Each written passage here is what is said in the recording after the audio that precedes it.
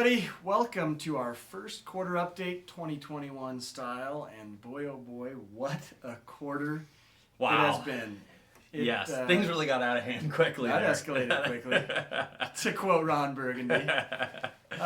Just a little bit of framework for you guys. In 2020, and we all know how COVID hit in 2020 and things quieted down just briefly.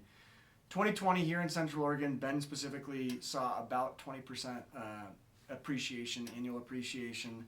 And we felt that because starting about mid-May, June, things really started to move. Well, we just skipped 2 or 3 levels in the game the first quarter of 2021, just in the months of January and February of 2021, not even including March because we don't have quite those numbers yet.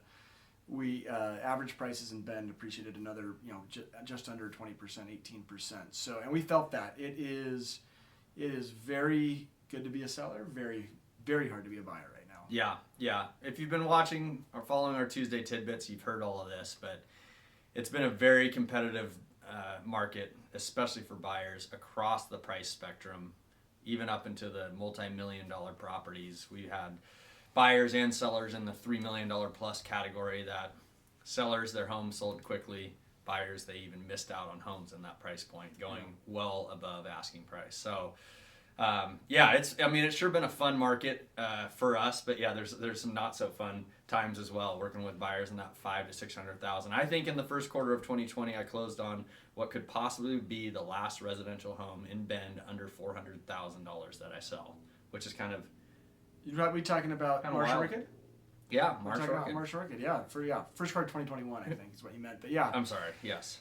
That could be. I mean, and actually, God help us, I hope it is, because, at some point we know real estate's cyclical and there's going to be some sort of pullback. But every indication that we have and that I think both Matt and I feel is that whenever that does happen, and I don't know when it is, it'll be more of just kind of a soft pullback and nothing like that 2008 recession. Obviously, we can't predict everything, but what we see just from the simple supply and demand metrics here in Central Oregon is that even if you see an interest rate spike or some sort of external factor that it ripples through Bend, I'm not sure it's going to have the same cataclysmic effect that we saw back in 07, 08, 09. I totally agree, and I think it's this post-COVID world. I mean, it's changed the way buyers look at real estate, and it's also changed the way that they compare values, as we talked about recently. I mean, we're no longer competing with other homes in the neighborhood. We're competing with homes in different cities and different states.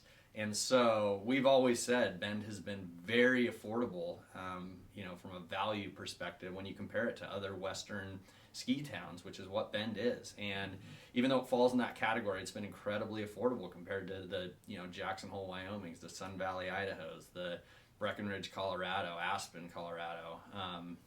You look at those markets and they have $20 to $50 million home sales fairly often, and we've never really been a market that experiences those, but I think we're getting into that realm and we're going to be competing against those markets, and that kind of brings up the prices of all the lower end, what we call entry level houses as well. I think your dad might have said this, but affordable housing is, it's always been the buzzword here in Bend, but I think it's kind of a thing of the past. It's all relative, right? And Lapine, Prineville, some of these other Central Oregon communities might be able to offer that, but I think we've kind of entered into a new era here in Bend where the wealth is just phenomenal here now. I think, and we see that kind of moving forward. Looking kind of more internally at our group, Matt, over the first quarter,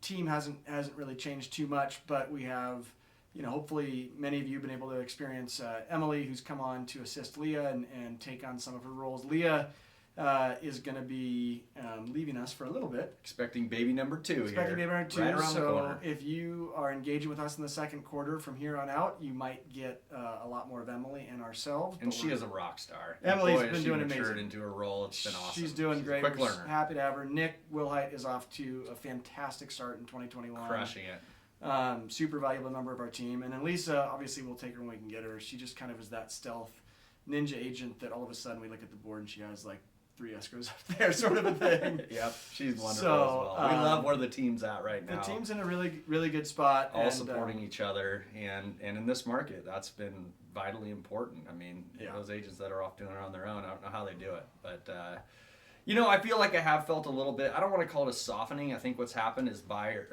sellers and sellers agents have become a little overly optimistic with the market, and started, rather than pushing price a little bit maybe, or just looking at the comps and pricing based on what the numbers tell you, they're just really reaching for the stars, and buyers are pulling back, and homes that do just kind of overshoot the market aren't getting those multiple offers, and so to sellers we continue to reiterate.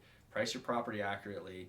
Let that invisible hand of the market kind of work itself out. These bidding wars do happen, and you're not going to leave money on the table. So it's a very safe market to be a seller. That's exactly right. The invisible hand of the market is as accurate as it has ever been here in Bend, and Matt's right about that. There's almost no fear of underpricing your house, because if you do, you're probably going to wind up with 30 offers on your table in the next 72 hours after you list the property. So.